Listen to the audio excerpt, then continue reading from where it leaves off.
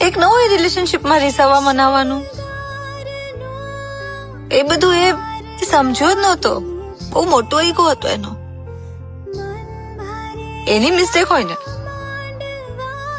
તો પણ મારે એને સોરી કહેવાનું, પ્લીઝ પ્લીઝ કહીને એની પાસે જવાનું દર વખતે. એ ક્યારે સામેથી ફોન ન કરે, બોલાવે પણ નહીં, રસ્તામાં સામે મળી જાય ને તો જોવે પણ નહીં. ક્યાં સુધી ચાલે આવું બધું?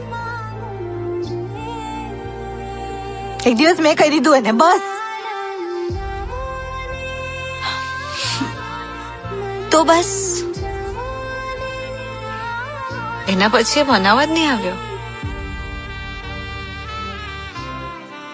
ખતમ. આટલું ઇઝીલી ખતમ થઈ જાય કે?